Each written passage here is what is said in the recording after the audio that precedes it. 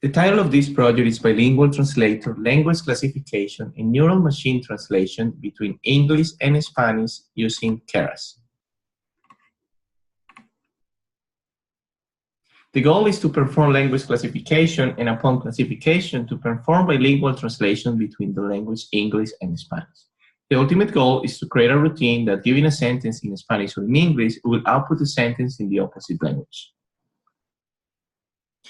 Python version 3.6.8 was used, and the lesson learned from this project is that dense neural networks are highly effective for language classification, and that LSTM recurrent neural networks can be used to do translation between two languages.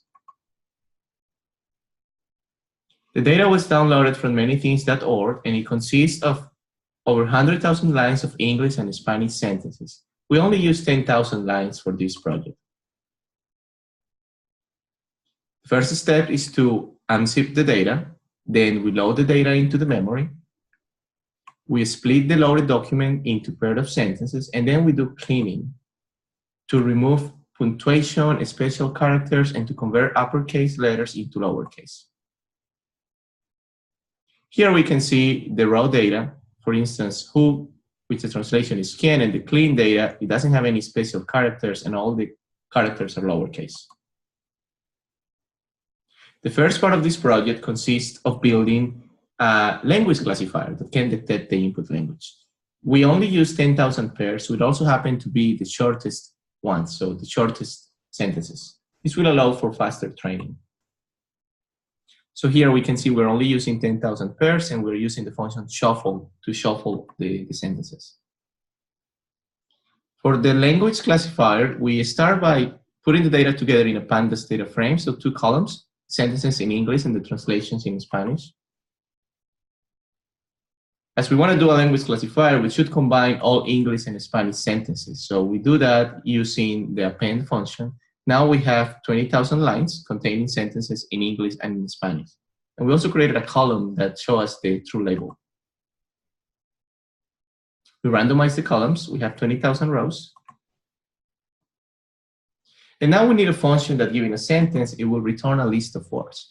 For doing so, we will use the MWE tokenizer, which, as can be seen here, will tokenize every single sentence into numbers. So actually, first tokenizes the sentences into words, but then we use a dictionary that we created using Gensim to convert the word tokens into numeric tokens. And we have over 6,000 tokens. These are words in both languages.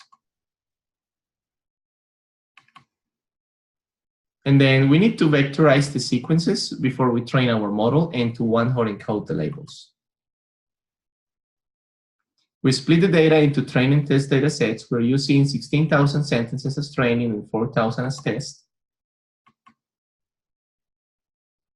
And this is our model architecture, 3 layers of dense neural networks. Can also be seen here. And this model trains in less than 4 minutes using a CPU, and after 20 epochs, we get a validation accuracy of over 99%. So 3 layers of dense neural networks is definitely enough or plenty to obtain a good language classifier. And we can put all of this together and use the model we just built to create a function that detects the input language. So for instance, I am cold, it will detect that the input language is English. No tienes esperanza, it will detect Spanish. And mírame, look at me, it will say that the input language is Spanish. So I wanted to take a look at what sentences were mislabeled. And most of the sentences that were not predicted with the true label were sentences that had the word Tom or that were very short. So let's now take a look at the translation models between English and Spanish. So as part of this project, I will explore 4 different architectures and ways to feed data to the encoder. Models with and without teacher forcing, and word by word and character by character translation. Before we even train our models, we need to do some data processing. So we'll create a pandas data frame that contains the input data for the word-based translation models, and another pandas data frame that contains the input data for the character-based translation models. So to start, as we did before, let's put the data into a pandas data frame. Then we need two functions to do tokenization. We tokenize our sentences. Notice that we're doing reverse tokenization for the input language.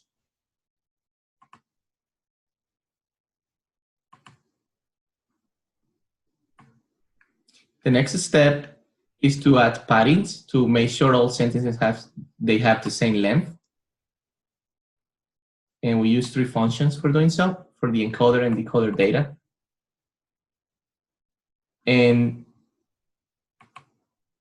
the next step is to convert our data into numeric data. So first we have to create dictionaries for the encoder and the decoder,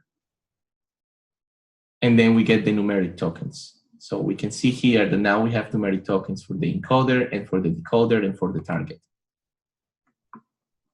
And notice that the max length is 5 for the encoder and 10 for the decoder. Similarly for the character by character models, so we start with a pandas data frame. Then we use two functions to get a character-based tokens. So can be seen, as can be seen here, we're tokenizing by character, and the spaces are also considered as a character. And we follow the same procedure. And notice that the number of tokens in the dictionary is much less, as we have less characters than words in English and in Spanish. So now let's talk about the model architecture for models 2 and model 3. So these are models without teacher forcing. So the key here is that we're not feeding any data to the encoder. We're actually using a repeat vector to feed the decoder using the output from the last LSTM neuron. So let's start with model 2, which is without teacher forcing and word by word.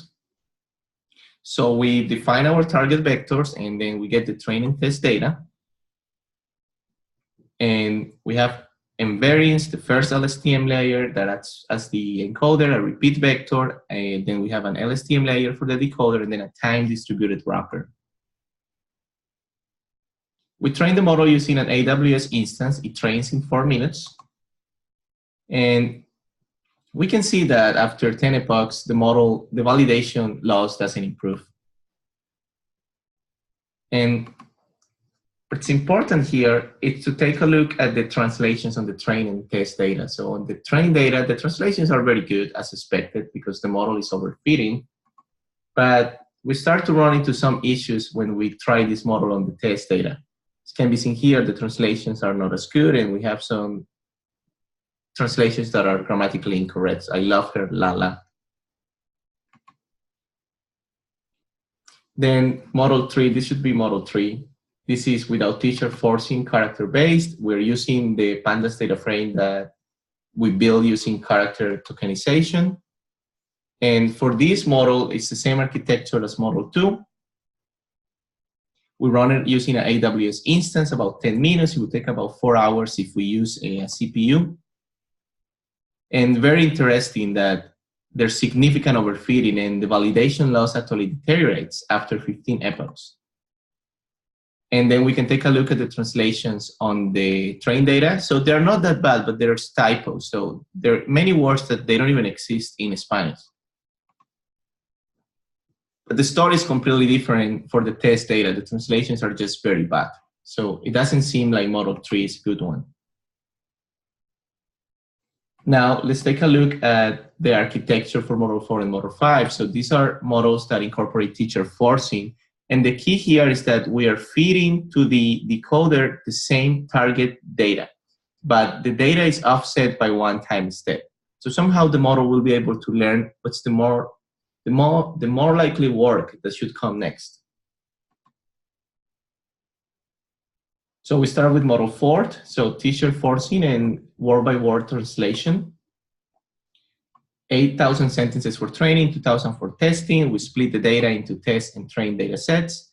We train the model using an AWS instance. It runs in about 5 minutes. And since we're going to be using this, I loaded the model before the presentation, and we can see that the validation loss does not get worse as the number of epochs increase. So the question here is, how do we use this model to make predictions, since we do not have the target at the time of inference? And the question can be solved by, we solve this by doing iteration. So I created 3 functions, one function that gets the input vector, another function that gets the output vector, and another function that does predictions.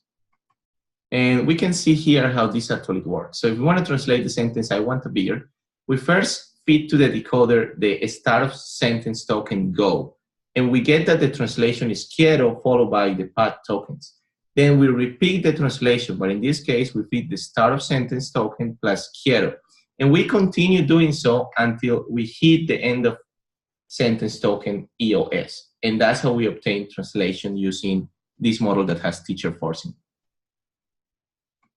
And we put this together in a function and it actually works. So it's incredible. It translates as es increíble. This is my cat. Esta es mi gato. There's a minor mistake here. This should be este, but it's acceptable. And I want a beer, it translates as I want a beer. Quiero una cerveza. Translations are very good on the trained data set as expected.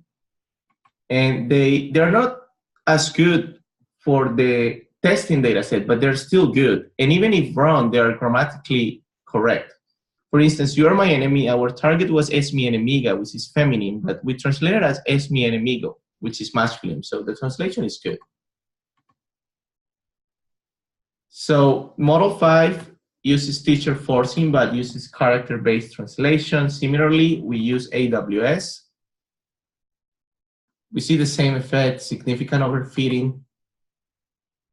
And the translations on the trained data set are very good. The number of typos is minimum. However, on the test data set, we do see typos. Not as many typos as we saw for model 3, but still, it seems like model 4 is the best one. And let's compare all 4 models. It does seem like model 4 is the best, so I am loading all the CSV files that I created previously, and then I'm using the reduce function to combine all the translations. So model 3 usually, it definitely gave us the wrong translations, and model 4 that incorporated teacher forcing gave us the best translations. In terms of blue scores, model 4 gave us the best results for 1, 2, 3, and 4 anagrams. And these are word-based translations. In terms of validation loss, it gave us better results. So model 4 gave us the best results, so we'll use the same architecture to build a translation model between Spanish and English. So I'm doing here what we did before for the English to Spanish translation model. Just put it all together into a function. We put the data into a pandas data frame, and then we create a pandas data frame that contains all the input and output data. We train the model in AWS. It runs in about 5 minutes. We load the model, and then we do translations on the test and train data set. If we compare the blue scores between model 4 English to Spanish and model 6 Spanish to English, they are very similar, which is not unexpected as they were trained using the same data sets. And if we use model 6 for inference, we get the right translation. Middle it translates into English. Let's look at that. So we can put all of this together. We can combine model 1, the classifier, model 4, and model 6 to create a bilingual translator that is able to determine the input language. And then it uses the English to Spanish translation model or the Spanish to English translation model. And our translator, it determines input language, it removes punctuation symbols, accents. It also outputs a message if any of the words are not in the input dictionary. So for doing so, I created a function that it does all of this step by step. And if the user then doesn't want to input the sentence, I created a new function that basically will take the sentence as a parameter. So let's start, for instance, quiero una cerveza. It will tell us that the input language is Spanish and the translation is I want a beer. And something interesting is that the way data was cleaned is very important. So where's my son translates into donde está mi hijo, which is correct. But if we input where is my son without the apostrophe, it would give us the wrong translation. Él es mi hijo, that means he is my son. And this is because in our trained data, there's not many instances where we have where is separated. They're all together as where's. When we clean the data, we remove the apostrophe. And we see this apostrophe effect also for I'm hungry. If we use the apostrophe, it gives us the wrong translation in Spanish. But if we use I am as separate words, it gives us the right translation. From Spanish to English, we get the right translation as Spanish doesn't use apostrophes. Finally, there are sentences that from Spanish to English, we get the right translation, but from English to Spanish, we get something wrong. I want food, the translation that is given us is quiero otro, which means I want another. And finally, if we use a word that was not in the dictionary during training, it will output a message that will tell us that word is not in the input dictionary. Same if we try something in Spanish, like cereal, it's telling us that cereal is not in the input dictionary. So, in conclusion, dense neural networks are highly effective at language classification, and encoder-decoder models using LSTM recurrent neural networks with teacher forcing allow for acceptable translation of short sentences. Overall, the use of character-by-character translation resulted in a significant amount of typos. Future work may include creating a routine that fixes typos on character-based translations. Future work should also explore different types of tokenization, and overall, using word-based neural machine translation gave us the best results when using a reduced data set of 10,000 pairs of sentences. Thank you very much.